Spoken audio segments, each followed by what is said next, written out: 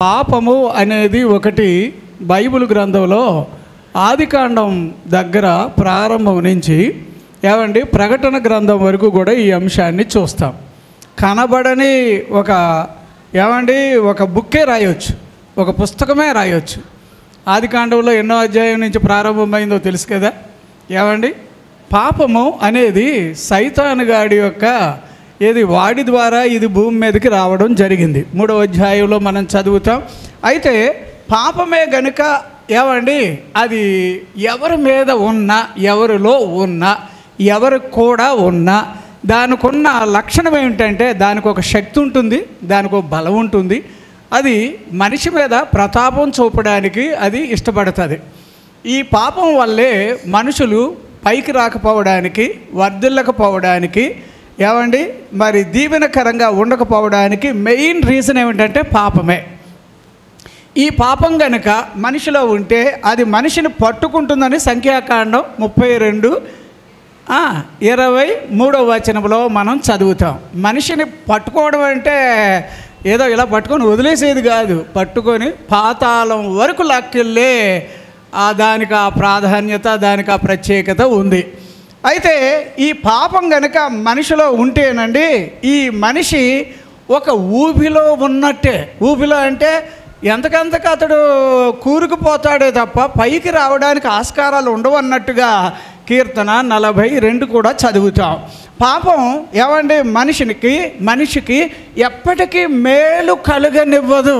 మనిషి జీవితంలో మేలు కలగకపోవడానికి రీజన్ ఏమిటంటే మనం అనుకుంటాం ఏదో మాకున్న బుర్రను బట్టో, మాకున్న మేధస్సును బట్టో, మాకున్న బలమును బట్టో మేము రాణించగలుగుతాము అని అంటారు. కానీ ఇదిగో దరిద్రంగా దాపరించిన ఈ పాపం ఎక్కడ మన ఇర్మియా గ్రంథం 5:25 వచనంలో మనం చదువుతాం. ఇది కనుక మనిషిలో ఉంటే వాడి జీవితంలో మంచి, మేలు అంటే తెలుగులో మంచికి ఇంకొక పర్యాయ పదం. అందుచేత వాడి జీవితంలో మంచి కలగదు, మంచి జరగదు. అది ఒకటి అక్కడ రాసినాడు. తర్వాత పాపమే గనుక మనిషిలో ఉంటే ఇక్కడ సామెతల గ్రంథం 28:13 ప్రకారంగా వాడు వర్ధిల్లడానికి, వాడు వికసించడానికి, వాడు వ్యాపించడానికి వాడు వల్ల కాదు. చూడండి సార్, బైబిల్ ఎంత గొప్పది అంటే మార్కు సువార్త 1:15లో మనం చదువుతాం. అపోస్తుల కార్యాలు 17:30 చదువుతాం. ఏమని చదువుతాం? ఆ కాలంలో దేవుడు చూచి చూడనట్టు వదిలిపెట్టిన ఇప్పుడైతే అంతటను అందరూ ఏం కావాలట? అందరూ మారు మనసు పొందాలిగా. మారు మనసు అని అనగానే అప్పుడెప్పుడు మేము పొందేశాం కదండి అని ఇలాగా ఉండడానికి అది మాత్రం బైబిల్లో 3:20లో రాస్తాడు కదా. 1వ యోహాను పత్రికలో హృదయం ఏ విషయాలలో దోషారోపణ చేయుచున్నదో ఆయా విషయాలలో ప్రతిరోజు దేవుడి దగ్గర నువ్వు క్లారిటీగా కనబడాలి, అంటే స్వచ్ఛమైన వాడిగా కనబడాలి. అలా కనబడాలంటే ఈ పాపం ఉంటే కనుక వాడు పైకి రాలేడు. ఇప్పుడు ఎవరైనా కూడా ఒక ప్రాయం వరకు ఏదో అమ్మ బాబు పెంచుతారు, రైట్. అమ్మ బాబు ఎలా కష్టపడి పెంచారో అది మనకు తెలియదు. కానీ వాళ్ళ పెంపకంలో నువ్వు కనుక మంచిగా పెరిగితే తగిన సమయం వచ్చేటప్పటికి ప్రాయమునకు తగిన అభివృద్ధిని దేవుడు ఇవ్వాలి. అర్థమవుతుందా? అభివృద్ధి ఎవరు? అమ్మ బాబు ఎవరు ఇవ్వాలి? దేవుడు ఇవ్వాలి. అది మనుషులు చాలామంది అది అర్థం చేసుకోక మాకేంటండి, మాకు 1 ఎకరం పొలం ఉంది, మాకేంటండి 3-4 బిల్డింగులు ఉన్నాయి, మాకేంటండి బ్యాంక్ నిండా ఉన్నా, ఎక్కడున్నా అంగట్లో అన్నీ ఉన్నా ఏంటో అంటారు. చూడండి, అలా ఉంటే కనుక బాగోదు. బైబిల్ వాక్యాలు ఇంకేం చెప్తున్నాయంటే పాపం కనుక మనిషిలో ఉంటే వాడు ఏ మాత్రం దేవుని దగ్గరికి రాలేడు అని ఇక్కడ 59 యెషయా గ్రంథం 2 వచనంలో చదువుతాం. వాడు ఎక్కడికి రాలేడట? చెప్పండి అమ్మా, ఎక్కడికి రాలేడు? నేను ఈ పాయింట్లు ఎందుకు చదివించాల్సి వస్తుందంటే, ఈ రిఫరెన్స్ ఎందుకు చెప్పవలసి వస్తుందంటే పాపం గురించి నేను ఒక బుక్ రాశాను, the sin will catch you అని. అది ఎట్లా మనిషిని పట్టుకుంటుంది అనేది దాని మీద నేను బుక్ రాశాను. ఆ బుక్ రాసినప్పుడు ఎన్ని పాయింట్లు అంటే ఆలోచనగా పాపం ఎక్కడి నుంచి వచ్చింది అనే దాని మీద ఒక బుక్ అయితే, ఈ పాపం కనుక మనిషిలో ఉంటే కనుక వాడి ఇంట వంట, వాడి జీవితం, ఆశీర్వాదాలు వాడి మీద పని చెయ్యు. ఇంట్లో వాళ్ళందరిలో శనుగొట్టోడు ఎవడంటే ఎవడి మీద పాపం ఉందో వాడు శనుగొట్టోడితో సమానం అని నేను అంటాను. అందుచేత 59 యెషయా గ్రంథం 2లో మనిషి దేవుని దగ్గరికి రాకపోవడానికి, దెయ్యం దగ్గరికి వెళ్ళడానికి, దేవతల వైపు వెళ్ళడానికి, ఆచారాల వైపు వెళ్ళడానికి రీజన్ ఏమిటి అంటే మనిషిలో పాపం పోవాలి అని అంటే అదే విచిత్రంగా నేను అంటున్నా. యోహాను సువార్త 1:29 చెప్పరేటండి అంటే నేను ఇలాగ అడగగానే మీరు నా ఎంకెలా చూస్తారు, వచ్చి నువ్వు అందించరా, నాకు రాదా ఏమండే కంఠస్థం చేశారు. ఇప్పుడు ఆ అమ్మగారు ఎవరావిడి, సారమ్మ గారు ఎక్కాలు చెప్పినట్టు చెప్పేసింది. అలా ఆయన్ని పిలుచుకొచ్చి ఆయన ద్వారా గిఫ్ట్ ఇవ్వాలని అనిపించింది. చూడయ్యా మీ ఆవిడ గారు ఎంత చక్కగా చెప్పారో వాక్యం. దేవునికి స్తోత్రం. మనిషిలో ఉంటే కనుక వాడు దేవుని దగ్గరికి రాలేడు. తర్వాత హోషేయ 14:1 అక్కడ పాపం మనిషిలో ఉంటే వాడు ఆయన ఉన్న ఫలంగా కూలిపోతాడట. బైబిల్లో ఉన్నది నిజమంటారా? లేదా అలా కాదండి, మేము బాగానే ఉన్నాం, కూని కొరపలు చేసినా, అన్యాయాలు చేసినా, అక్రమం చేసినా, బైబిల్లో అలాంటి వాళ్ళకి ఏం పేరు ఉందంటే సకమ ప్రాయము వచ్చిన తర్వాత ఏమండి గుడ్లు పొదిగి పిల్లలు కాకముందే వదిలిపెట్టుకొని వెళ్ళిపోయే కౌచుపిట్టతో సమానమని రాశాడు. అందుచేతే నేనేమంటానంటే ఏదైనా కూడా మర్యాదగా పాపమే గనుక ఉంటే పాపం నీ వల్ల నీ అంతటా నువ్వు పోగొట్టుకోలేవు, అది మాత్రం నిజం. రెండవది పాపం అని అనగానే ఇదిగో ఇది ఎవడిలో ఉన్నా కూడా అంటే దీని వెనకాల ఉన్నవాడు బాస్ ఎవడు అంటే సైతానుగాడు. పాపానికి బాస్ ఎవడు చెప్పండి? ఆ బూతులు ఆడుతున్నారండి, ఏమంటే దొంగ పనులు చేస్తున్నారండి, అన్యాయాలు చేస్తున్నారండి, అక్రమాలు చేస్తున్నారండి. ఒకవేళ ఇదే కోర్టు దగ్గరికి వెళితే బూతులాడేవాడు నెగ్గేస్తాడు, అన్యాయం చేసినవాడు నెగ్గేస్తాడు. ఎందుకంటే ఇక్కడ రూల్స్ వేరేలాగా ఉండొచ్చు, కానీ దేవుడు విజువల్గా ఆయన వీడియో తీస్తాడు. మీకు తెలుసో తెలీదో అయ్యా, కొంచెం దీర్ఘంగా బైబిల్ని కనుక పట్టించుకోగలిగితే దేవుడు each and every second minute ఆయన రికార్డు చేస్తాడు. తన దగ్గర తప్పించుకోలేం. అందుచేత మనిషిని ఏం చేయడట, వాడు కూలిపోతాడు. దీని వెనకాల ఉన్నది ఎవరు అంటే సైతాను. బైబిల్లో ఇంకొకటి ఏంటంటే హెబ్రీయులకు రాసిన పత్రిక 12:1 ప్రకారంగా పాపమే గనుక మనిషిలో ఉంటే అన్ని రకాలుగా చిక్కులు పాలు అవుతాడు. ఎలాగవుతాడండి?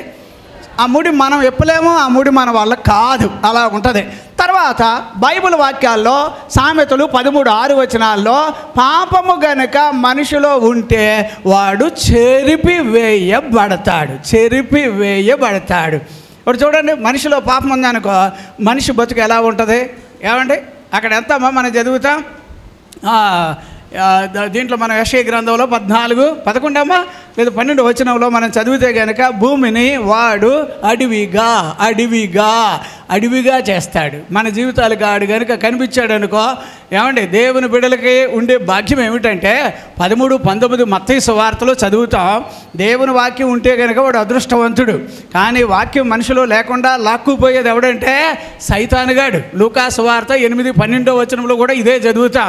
వాడు మనిషి లోపలికి ఎంటర్ అయ్యి బాబు వీడు బాగుపడిపోతాడు, వీడు రక్షించబడిపోతాడు అని చెప్పి రక్షించబడకుండులాగిన మనిషిలో ఉన్న వాక్యాన్ని వాడు ఎత్తుకుపోతాడట. అప్పుడు వాక్యం ఉంటే గనక పాపం ఉండదు వాడిలో. అది బైబిల్లో ఉన్న సత్యం. అయితే ఇప్పుడు దీంట్లో నుంచి మనం ఇంకొక విషయాన్ని కూడా చూడాలి. సామెతల గ్రంథం 14:34 అలా రాశారు. అక్కడ మనిషికి పాపమే గనుక మనిషిలో ఉంటే వాడు అవమాన పాలు అవుతాడు. అవమానం అంటే ఎవరు సహిస్తారు? అవమానాన్ని ఎవరైనా ఇష్టపడతారా? ఏమండి, ఇష్టపడరు కదా. అందుచేత ఈ పాపం జోలికి మనం వెళ్లకుండా ఉండాలి అంటే ఈ వాక్యాన్ని బాగా చదివి తీరాలి. పాపం అనేది ఒక సబ్జెక్ట్ ఉంది బైబిల్లో. అది 3వ అధ్యాయం దగ్గర నుంచి ప్రారంభమైంది. ఆదికాండంలో ప్రకటన గ్రంథం వరకు ఉంది. ఉంది. 22-11 వచనంలో అన్యాయం చేసేవాడు అన్యాయం చేయని, అపవిత్రుడిగా ఉండేవాడు అపవిత్రుడిగా ఉండనే రాశారు. అలా రాశారంటే పాపిష్టోడిగా ఉండేవాడు అలాగే ఆడవనే ఇక మీదట అన్నాడు. అదేంటయ్యా బాబు, బైబిల్లో ఆఖరి పుస్తకం ఆఖరి పేజీలో ఇలా రాశారు ఏంటంటే, సేవకుడు దేవుని తరపున బలమైన మనిషిగా మాట్లాడినప్పుడు ఆ మాటలు విని ఈ పరిశుద్ధ గ్రంథాన్ని చదివితే 2:19 రోమా పత్రికలో చదువుతాం. ఏమని? ఏమండి సత్య గ్రంథము, జ్ఞాన సత్య గ్రంథము, ఇది చదివి మన బ్రతుకులు బాగవుతాయని చెప్పారు. అందుచేత నేనేమంటున్నానంటే, మనిషి పాపము నుండి బయటకు రావాలి. దేవునికి స్తోత్రం. పాపం ఎవరిలో ఉంటారో వాళ్ళు విధేయులుగా ఉండరు, తల్లిదండ్రులకి విధేయులుగా ఉండరు. అది అలాగ ఉంచండి. లోకంలో కూడా వారు మంచి మర్యాదలు వాళ్ళకు ఉండవు. అది బైబిల్ వాక్యాల్లో మీరు రోమాపత్రిక 5వ అధ్యాయం 19, 1వ సమూయేలు 15, 23వ వచన ప్రకారంగా ఏమంటే పాపము మనిషిలో ఉంటే వాడు విధేయుడిగా తనకు తానుగా ఉండడు, తన ఇంటి వారికి ఉండడు, తన కుటుంబంలో ఉండడు, దేవుని దగ్గర అస్సలు ఉండడు. అప్పుడు అవిధేయతతో ఉండేవాడు వాడు బతుకు ఎలాగుంటుందో చూడండి. రెబీలియస్ స్పిరిట్ అనేది అంటారు అది. తర్వాత రెండవది, పాపం కనుక మనిషిలో ఉంటే కనుక వాడి జీవితకాలం అంతా అపవిత్రుడుగానే ఉంటాడు. అపవిత్రుడు అంటే మీకు తెలుసా? మురికోడులాగా ఉంటాడు. ఎలా ఉంటాడని బైబిల్ గ్రంథంలో యాకోబు పత్రిక 4:8, ప్రకటన 22:11 వచనంలో మనం చదువుతాం. ఇది మాత్రమే కాకుండా పాపం మనిషిలో ఉంటే గనక యోహాను సువార్త 8:24, 25 వచన ప్రకారంగా మనిషిలో పాపం ఉంటే గనక వాడు చివరికి చచ్చేది కూడా పాపముతోనే చనిపోతాడు. ఇప్పుడు దేవుని పిల్లలు అలా చచ్చిపోరు. దేవుని పిల్లలు పాపముతో చచ్చిపోవలసిన అవసరం లేదు. ఎందుకంటే వీరు పాపాన్ని మోసుకొని వెళ్ళిపోయేది ఎవరు? అప్పుడు చాలామంది ఇప్పుడు బైబిల్ వాక్యాలు ఏం చెప్తున్నాయి? రోమాపత్రిక 10వ అధ్యాయం 8వ వచనం 9-10 వచనాల్లో మనము యేసు ప్రభుని రక్షకునిగాను ప్రభువుగాను అంగీకరిస్తే ఏమంటే మన పాపముల్లోంచి బయటికి రావడానికి ఆస్కారాలు ఉన్నాయని ఉంది. 1వ యోహాను పత్రిక 1వ అధ్యాయం 7వ వచనం 9వ వచనం చదివితే గనక మీ పాపములు మీరు ఒప్పుకున్న ఎడలా ఏటట ఒప్పుకుంటే క్షమించబడతామనే ఆధారాలు బైబిల్లో ఉన్నాయి. అంచేత పాపం మనిషిలో ఉంటే గనక వాడు పాపములోనే చచ్చిపోతాడు. అంటే రోగిష్ఠుడిగా చచ్చినట్టు, శాపగ్రస్తుడిగా చచ్చినట్టు, జబ్బుతో చస్తారు చూడండి అట్లా. కానీ పాపము నుంచి బయటపడడానికి పరిష్కారం యేసు ప్రభువే. దేవునికి స్తోత్రం. బైబిల్లో ఇది ఒక మాట కూడా మనం చూడాలి. ఇందులో ఇంకొక మాట ఏమిటంటే, బైబిల్లో పాపము గనుక మనిషిలో ఉంటే వాడి జీవితం ఎలాగా అంటే ప్రసంగి 9:18 వచనంలో ఏమన్నాడంటే, పాపము మనిషిలో ఉంటే వాడు ఎప్పటికీ మంచి పనులు చెయ్యలేడు. మంచి పనులు జరగకపోవడానికి కారణం అధికారుల్లో ఉంటారు, చెత్త పనులు చేసేవాళ్ళు. వాళ్ళలో ఉన్నది ఏందండి అని అంటే, మరి ఎందుకు వేసావు ఓటు అంటే, వాళ్ళు అలా ఉండాలని నువ్వు ఓటు వేసావు. అలాగే కొంతమంది వారి యొక్క వ్యక్తిగత జీవితాల్లో పాపాన్ని మూట కట్టుకొని బతుకుతారు కనుక ఈ పాపం మనిషిలో ఉంటే కనుక వాళ్ళు ఎప్పటికీ మంచి పనులు చేయలేరు. ఇప్పుడు సమాజానికి మంచి పనులు కావాలా చెడ్డ పనులు కావాలా? జనరల్గా మనమేమో మంచి పనులే కావాలంటారు. అధికారుల్లో మంచి చేసేవాళ్ళు లేరుగా. మీలాంటి వాళ్ళు వాక్యం బాగా చదివి పెద్దవాళ్ళు అయితే, అభివృద్ధి అయితే, చక్కగా చదువుకోగలిగితే, ఒక మంచి ఉన్నతమైన హోందా ఉద్యోగం వస్తే నీ వల్ల ఏమంటే వేల మంది బాగుపడడానికి కారణాలు ఉంటాయి. లేదా శనుగొట్టుడు ఆ బైబిల్ వాక్యాలు ఏమనంటే, దేశమా నీకు శ్రమ, అయోగ్యుడు నీ సింహాసనం మీద కూర్చుంటే నీకు శ్రమ అని అన్నాడు. అంచేత మంచి వాళ్ళగా మన పిల్లలు బాగా చదవాలా వద్దా?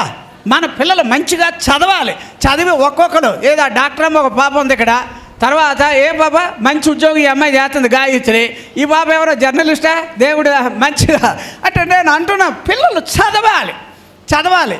మా అయ్యగారు గిరీష్ బాబు ఏ ఎస్ఐ పోస్టుకి వెళ్ళాలి, అలా రావాలి, పెద్ద పోస్టులకు రావాలి.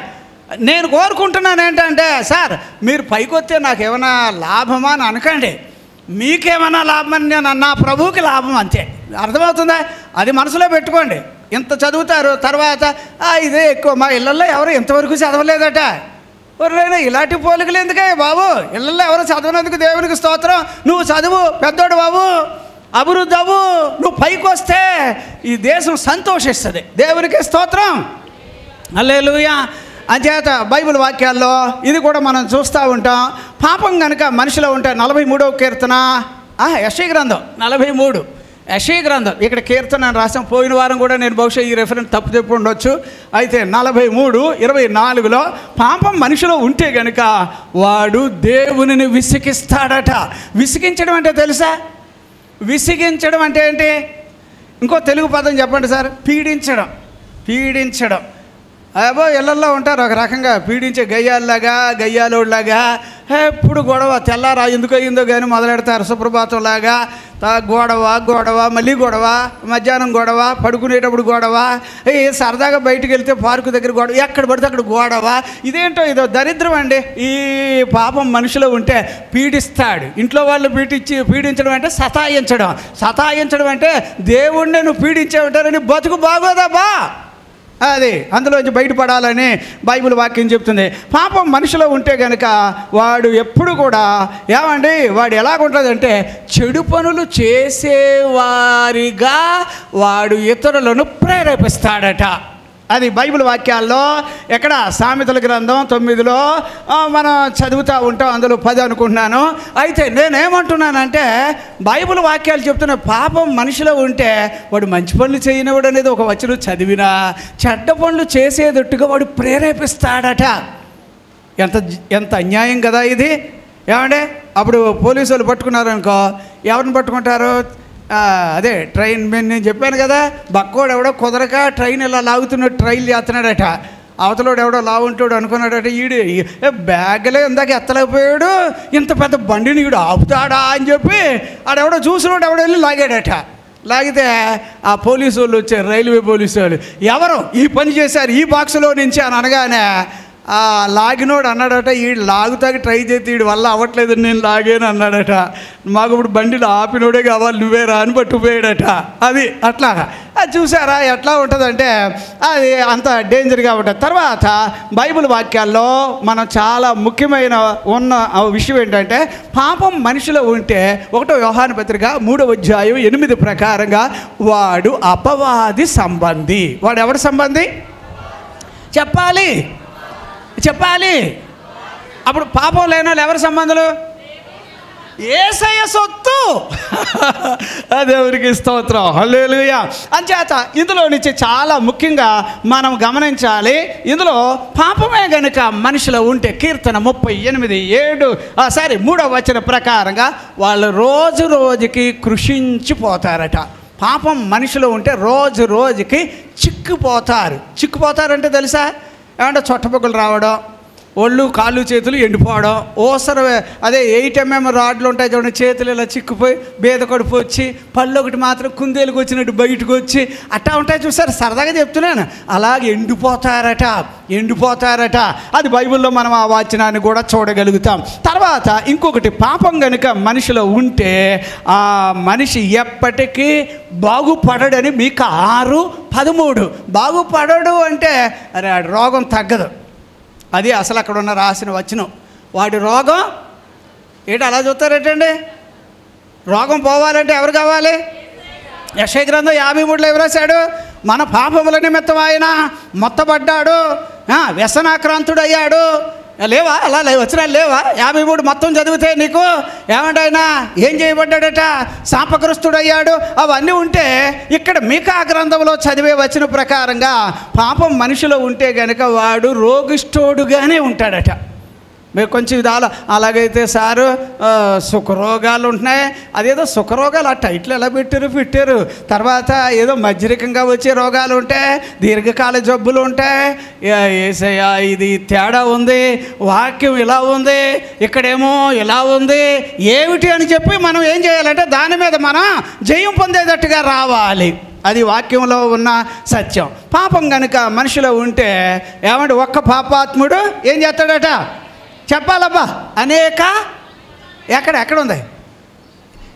కీర్తనలో ఉందా? ఓన్లే ఎక్కడ ఉంది? ప్రసంగంలో. ఒక్క పాపాత్ముడు అనేకమైన మంచి పనులు. ఆలోచన చేయండి అమ్మా. ఈ ఏరియాకి వచ్చాక సేవ చేస్తూ ఉంటే ఎన్ని శ్రమలు, ఎన్ని కష్టాలు, ఎన్ని బాధలు, ఎన్ని ఆటంకాలు, రకరకాలు మనుషులు పుర్రుకొక బుద్ధి అన్నట్టుగా వాడు బాగుపడ్డు, అదే అమ్మ పెట్టదు అడుక్కు తినవద్దు అన్నట్టుగా వాడు బాగుపడే వాళ్ళని బాగుపడనివ్వకుండా ఉండే ఒక రకమైన మూక నేను చూశాను. వాళ్ళు ఏదో పార్టీకి చెందిన వాళ్ళు ఒక రకమైనటువంటి జనులు. వాళ్ళకి దేవుడు వద్దు, వాళ్ళకి దెయ్యమే కావాలి, వాళ్ళకి ఒక రకమైన రూపం కావాలి.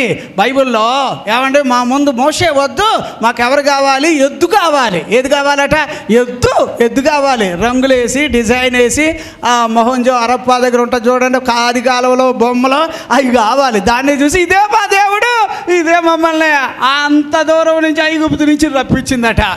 దేవుడు చూశాడు, అరే బతుకు ఇదిరా మీ బతుకు అని చెప్పి దాన్ని కరగేసి మొత్తం అగ్గిలో వేసి తగలెట్టినట్టుగా చూస్తాం. నేనేమంటున్నానంటే పాపం మనిషిలో ఉంటే గనుక వారు ఎలా ఉంటారు అంటే బైబిల్ వాక్యాలు చెప్తుంది, వాళ్ళు ఎప్పుడు కూడా కీడు వైపు తరమపడతారని రాసింది. సామెతల గ్రంథం అక్కడ 13:21 వచనంలో మనం చదువుతాం. తర్వాత బైబిల్ వాక్యాల్లో పాపం ఇలాగ మనిషిని సతాయిస్తూ అతన్ని బాగుపడనివ్వకుండా ఉంటుంటే ఈ పాపాన్ని యేసయ్య ఎక్కడ 103 కీర్తనలో ఎన్నో వచనమమ్మ? పడమటికి తూర్పు చెప్పండి అబ్బా అంటే పాపం నిన్ను అంటుకోనివ్వడట. యేసు ప్రభు వారికి మనందరూ నిండు కృతజ్ఞతాస్తుతులు చెల్లించాలి. రీజన్ చెప్పనమ్మా, ఈరోజు మన కళ్ళు బాగున్నాయి అంటే, ఈరోజు మన మాటలు కాస్త వాస్తవంగా ఉన్నాయి అంటే, ఈరోజు మన ప్రవర్తన నీతి న్యాయంగా ఉన్నది అంటే కేవలం బైబిల్ వాక్యాల్లో 18-19 వచనంలో ఆదికాండములో చదువుతాం, ఇతడు నీతి న్యాయములు తన తదనంతరపు వారికి కూడా బోధించేవాడట. ఈరోజు మన ఇంట వంట నీతిమంతులు పెరిగారు అంటే, పరిశుద్ధులు పెరిగారు అంటే, భక్తిపరులు పెరిగారు అంటే, విశ్వాసులు పెరిగారు అంటే ద రీజన్ ఎవర్రా దీని వెనకాలంటే నేను నిలువెత్తు మనం చూస్తే గనక నజరేయుడైన యేసు ప్రభు అక్కడ కనిపిస్తాడు. తన వలన పాపము మనలను ఏం చేయనివాడట? అంటుకోనివాడట. ఎంత దూరం పెడతాడట?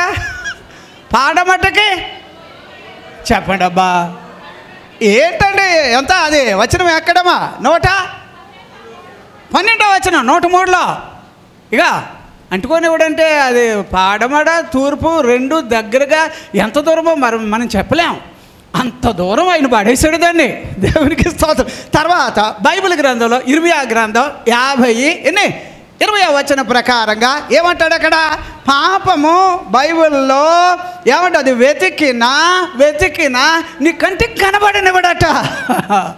కనబడనివ్వడు, అలాగ ఉంచండి. గుర్తు రానివ్వడు. అబ్బో ఎంత కచ్చిడా పనులు మనం చేసాం, ఎంత చెత్త పనులు చేసాం. మీరు వాక్యం వినేవాళ్ళు మీకన్నా దుర్మార్గుని నేనేం మంచోడిని కాదు. ఇదే వాక్యం చెప్పే వాళ్ళకి నేను ఎంతో వ్యతిరేకంగా ఉండేవాడిని, సవాల్ ఇసిరిన వాడిని, చాలా కీడు చేసిన మనిషినే. నేను యేసు ప్రభు యొక్క సేవకుడిగా అవుతానని కలలో కూడా ఊహించలేదు.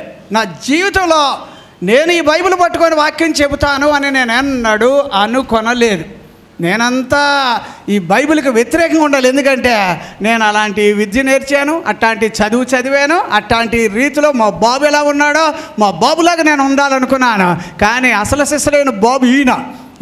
యేసయ్య నన్ను మార్చాడు. నన్ను మార్చిన తర్వాత పాపం నన్ను గుర్తు తెచ్చుకోవడానికి రీజన్ లేకుండా చేసి పడేశాడు. ఎందుకంటే 1:29 ప్రకారంగా యోహాను సువార్తలో లోక పాపములను చెత్తబుట్టోడు వస్తాడు చూడండి, ఈ అని విసిరేస్తాడు చూడండి, అట్లా నీ ముందుకు వచ్చి హృదయమైన తలుపుని తడుతూ నానా చెత్త ఉంటే వేసేవా, పాపం ఉంటే ఇచ్చేవా, పాపం ఇచ్చేస్తావా, ఇవ్వా అని అడుగుతూ ఏంటట 59:2 ప్రకారంగా రక్షింప నేరకు ఉండడానికి యెషయా గ్రంథంలో చదువుతా ఆయన హస్తం కురచ కాలేదు అన్నట్టుగా ఆయన వచ్చి మన పాపాన్ని మోసుకుపోయాడు.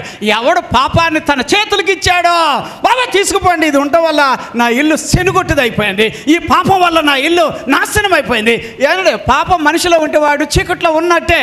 యోహాను సువార్త 3:19 చదివేది అదే కదా. వాళ్ళు చీకటిని ప్రేమించి వెలుగులోనికి రాలేదని రాశాడు అక్కడ.